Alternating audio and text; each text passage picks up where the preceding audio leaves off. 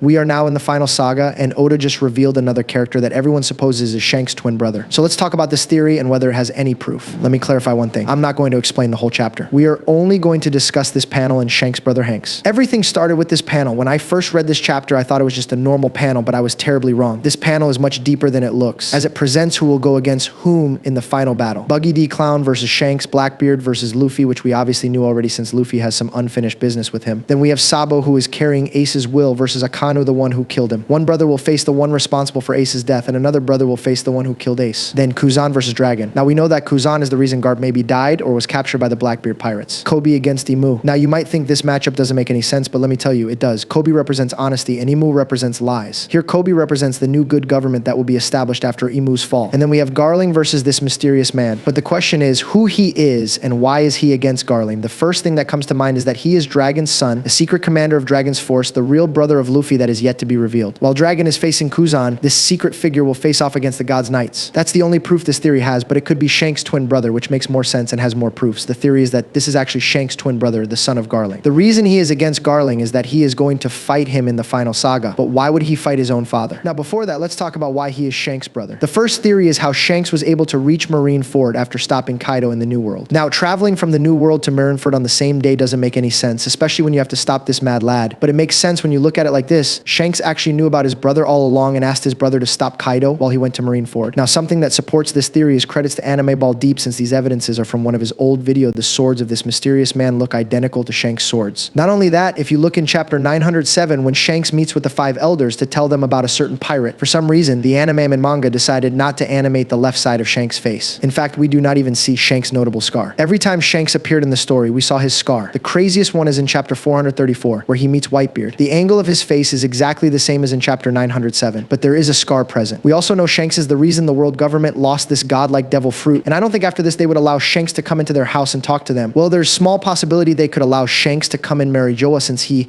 is the son of Garling, and at this point we can say holy knights are much more important than normal celestial dragon. Now then, why is Shanks' twin brother is against Garling? Because he is going to fight him. But why would he fight his own father? Because just like Shanks, he is also against the world government and celestial dragons. Shanks and his brother may have already planned something like this, going against the world government when the right time comes. Now I know that Shanks being a pirate doesn't necessarily mean that he hates the world government, but just assume for now. Just because he said he is going to claim the One Piece doesn't mean that he will. It's possible he said this because he already knew that not only Luffy would come to claim it, but also that a war would happen afterward. So he might be planning to be there to control the war. Now what do you think? Which theory makes more sense? I guess that's it for now. See you in next video.